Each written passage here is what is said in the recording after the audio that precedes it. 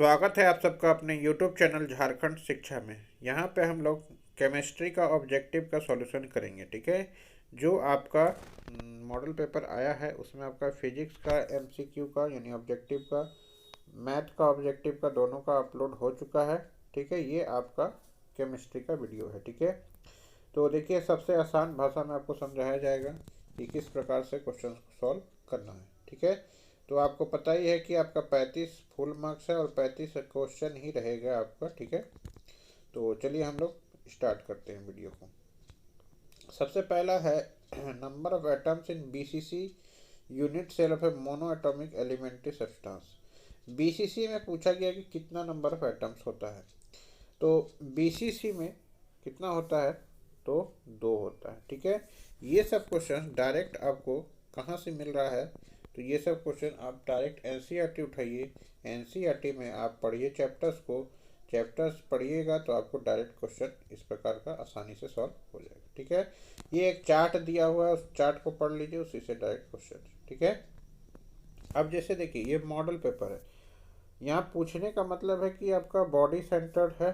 ठीक है, तो हो सकता है कि अगला में आपको फेस सेंटर्ड का पूछे, यानी एग्जाम में इसी से रिलेटेड क्वेश्चन आ सकते हैं, यानी ये एक मॉडल पेपर है। ठीक है, अगला है अगला क्वेश्चन है आपका percentage of space occupied by sphere in CCP in 3 dimension. 3 dimension में CCP अरेंजमेंट में कितना परसेंटेज स्पेस ऑक्यूपाइड होता है।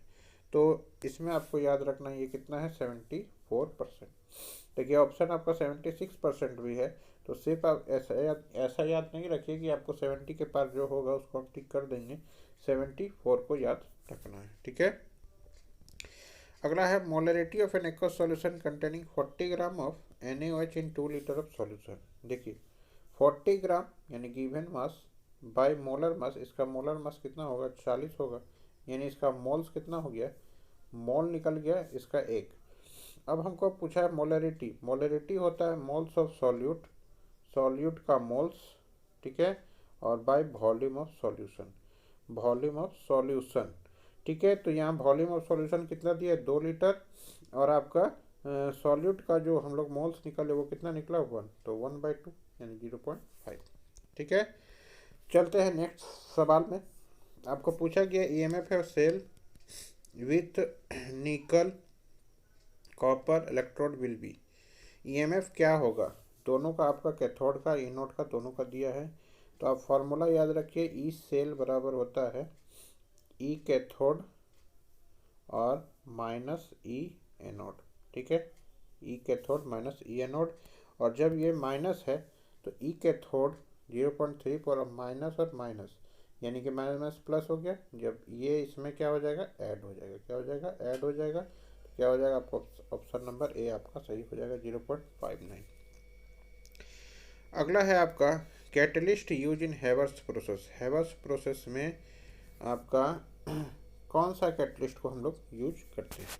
ठीक, तो हैवर्स प्रोसेस क्या है, हैवर्स प्रोसेस आपका एमोनिया बनाने का प्रोसेस है, यानी ये N2 + H2 और गिव्स 2NH3, ये हो गया आपका हैवर्स प्रोसेस।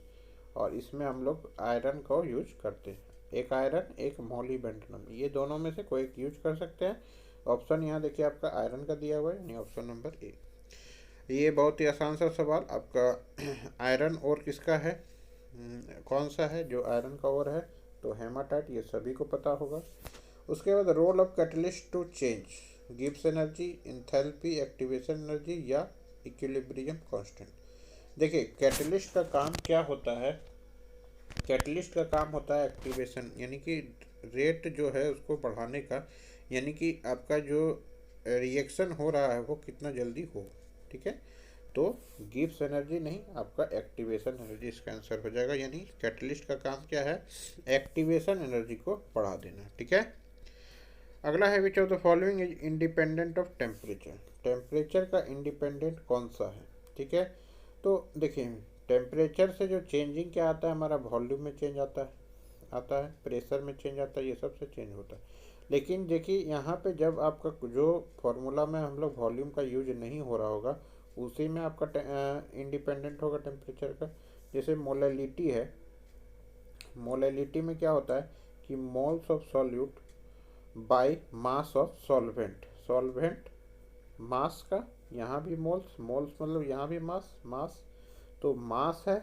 मास जो है वो इंडिपेंडेंट होता है टेम्परेचर, यानी टेम्परेचर आपका बॉडी का बढ़ रहा है घट रहा है तो मास तो चेंज नहीं हो रहा है। आपका जितना शरीर में जो जितना मटेरियल भरा हुआ वो मटेरियल तो रखा ही है, तो मोलैलिटी। ठीक है, चलिए। Molar conductivity of an electrolyte increases.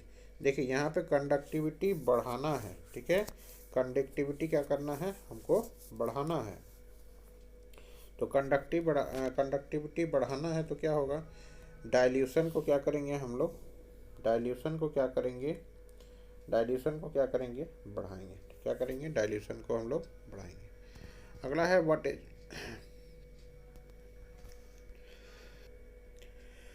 तो नेक्स्ट क्वेश्चन है आपका 10वां नंबर में, कोवैलेंस of nitrogen in N2O5। N2O5 में आपका कोवैलेंस पूछा गया है, 1 होगा, 2 होगा, 3 होगा या 4 होगा, सीधा बात है। तो 1, 2 या 4।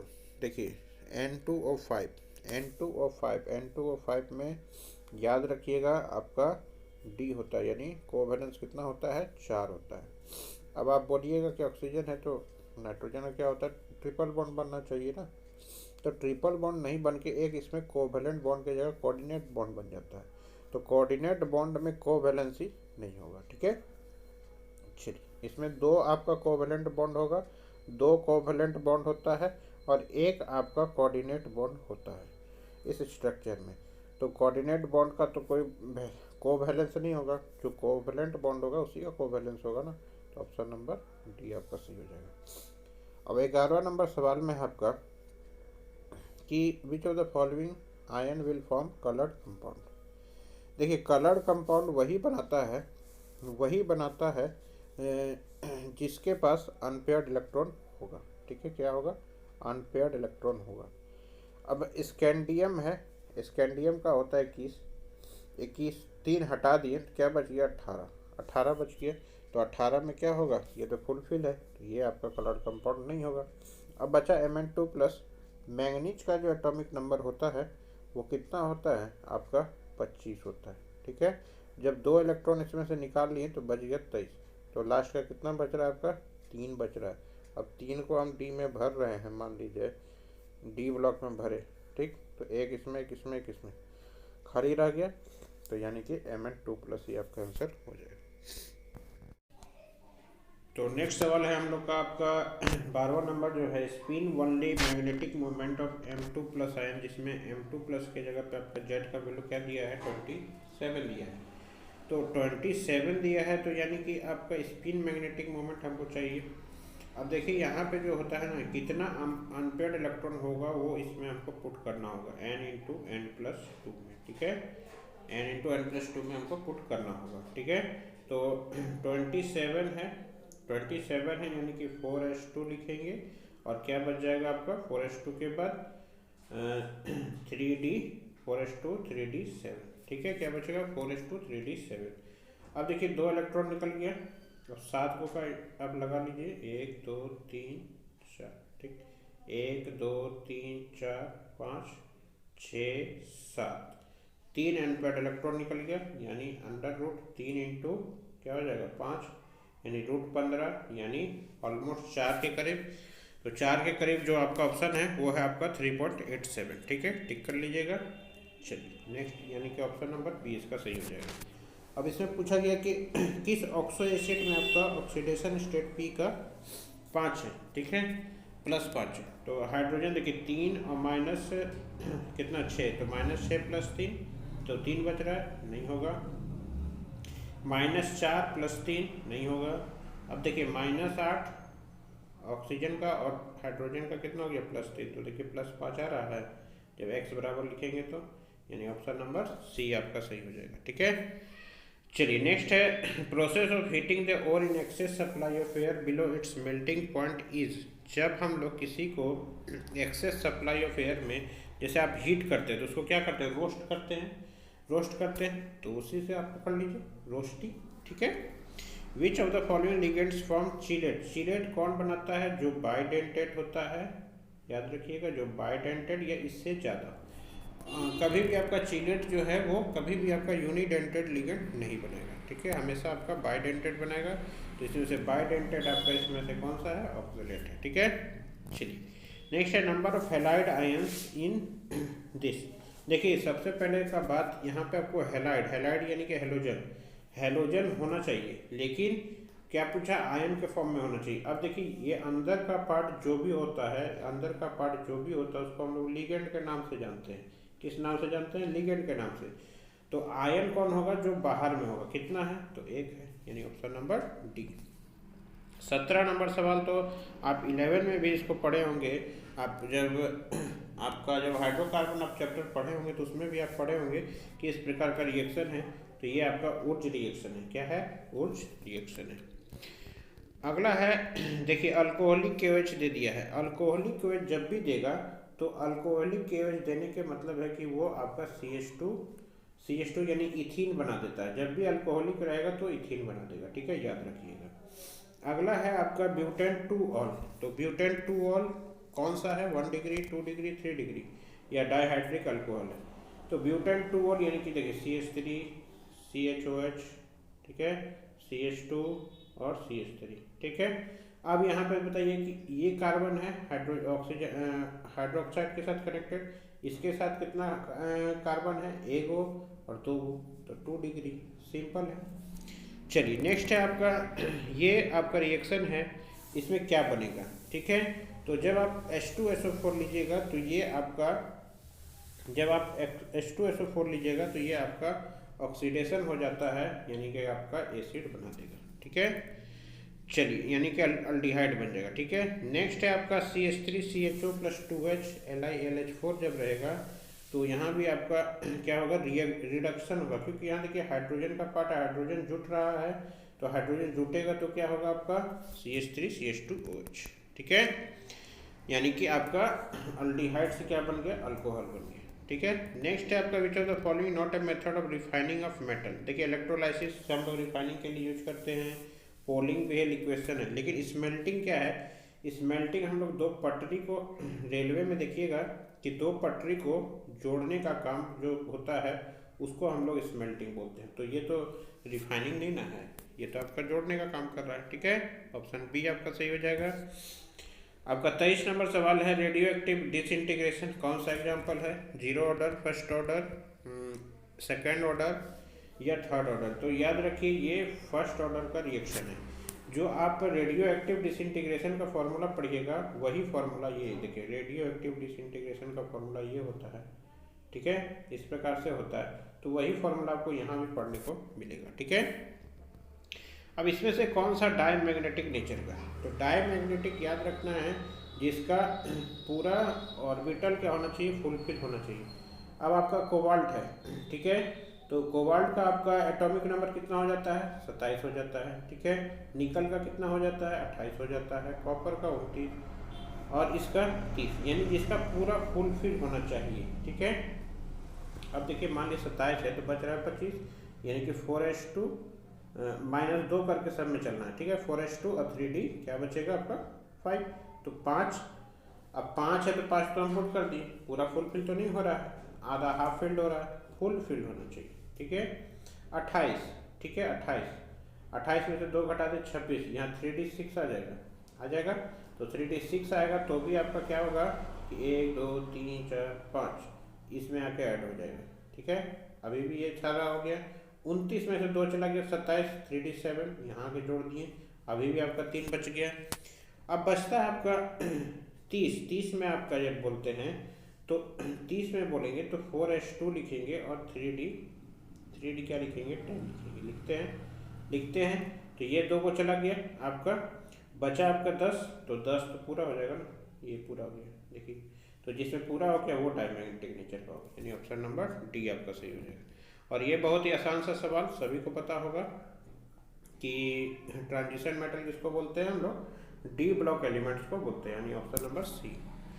उसके बाद आपका CH3CH2I KCN ऐड करेंगे तो हमेशा CN जुड़ेगा, जब AgCN जोड़ेंगे तो AgCN जोड़ेंगे तो आपका NC जुटेगा, यानी कि ये नहीं ये होगा, ठीक है। चलिए नेक्स्ट है हाइड्रेशन ऑफ प्रोपीन। देखिए हाइड्रेशन कर रहे हैं यानी वाटर उसमें जोड़ रहे हैं। अब मान लिया वाटर उसमें जोड़ रहे हैं तो किस प्रकार से होगा, तो ये भी आपका जो होगा, ये जो होगा आपका, ये मार्कोनी ऑफ रूल से चलेगा। कौन रूल से चलेगा? मार्कोनी ऑफ रूल से चलेगा।